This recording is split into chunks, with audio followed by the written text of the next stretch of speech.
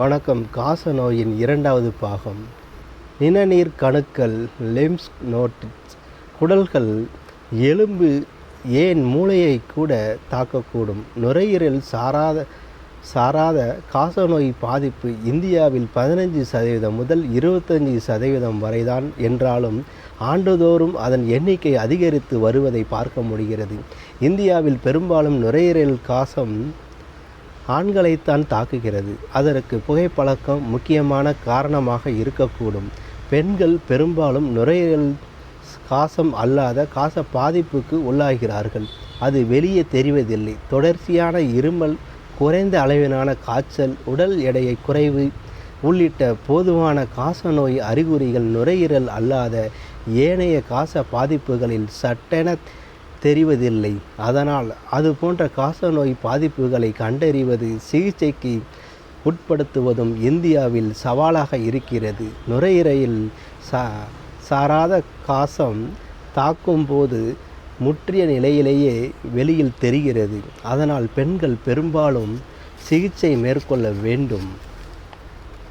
சிகிச்சை பெறுவதும் தடைப்படுகிறது. பொருளாதார வசதியின்மை, பெண்களின் உடல்நலம் குறித்து பொதுவான கவனிப்பின்மை ஆகிய இரண்டுக்கும் கூட தடைகள்.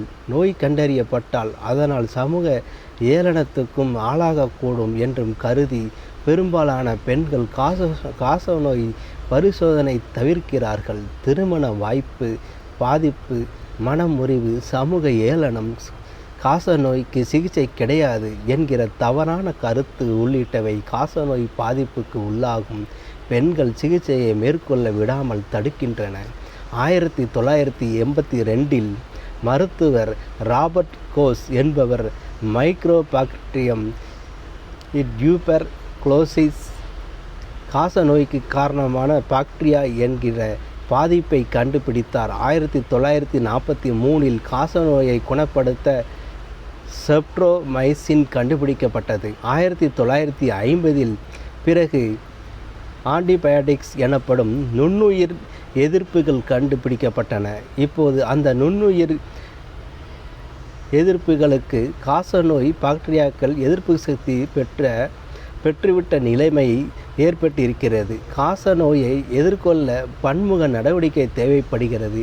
ஆனால்தான் என்ன காசநோய் ஒழிப்பு என்கிற இலக்கை எட்டியாக வேண்டும். வாழ்க ஜனநாயகம், வளர்க மக்கள்.